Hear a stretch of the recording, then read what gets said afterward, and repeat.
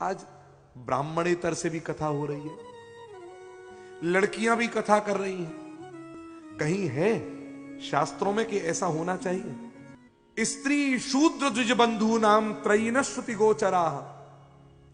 माताओं को मेरी बात बुरी लग सकती है और कड़वी भी लग सकती है, लेकिन ये भागवत कथा है, स्त्रियों को करने का इसको अधिकार नहीं है।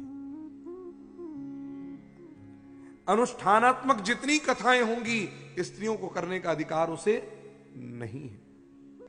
अब मदालसा, गार्गी, इनके नाम ले लेकर के अगर कोई चर्चा करता है कि उन्होंने कहां भागवत कही है, एक उदाहरण भी अगर हो कि मदालसा ने, गार्गी ने, मैत्री ने, इनने कहीं भागवत कही हो। दूसरी बात, क्रम चलता है 1 से 7 तारीख तक यहां भागवत, 9 से 15-16 तारीख तक यहां भागवत, 18 से अमुक तारीख तक यहां भागवत। अब मेरे प्रश्न का उत्तर दो, मासिक धर्म नहीं होता है क्या? कोई ऊपर से उतर करके देवियां आई हैं? सब भ्रष्टम भ्रष्ट, अहो वो है ना, अहो कष्टम भ्रष्टो हम। इतना ये धर्म भ्रष्ट कर दिया, ब्राह्मण नहीं ब्राह्मणेतर भी कर रहे हैं।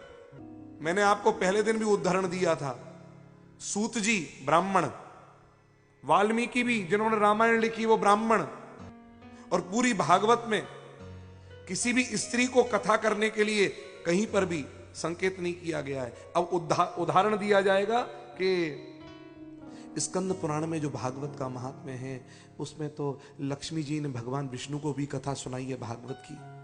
हाँ बिल्कुल सुनाई है। स्कंद पुराण के भागवत महात्म्य में 1 महीना में जब भागवत होती है तो भगवान विष्णु कथा सुनाते हैं, लक्ष्मी कथा सुनती है। फिर लक्ष्मी कहती है स्वामी हम भी कथा सुनाएंगे, आ जाओ। लक्ष्मी 2 महीना कथा करती है, भगवान विष्णु कथा सुनते हैं। तो वो लक्ष्मी का उदाहरण लेकर के अगर आज की स्त्रियां कहने लग जाएं कि हम भी कर सकती हैं, तो पहले उनको यह समझना चाहिए कि लक्ष्मी किसी की योनि से पैदा होकर के नहीं आई, वो अयोनिजा है।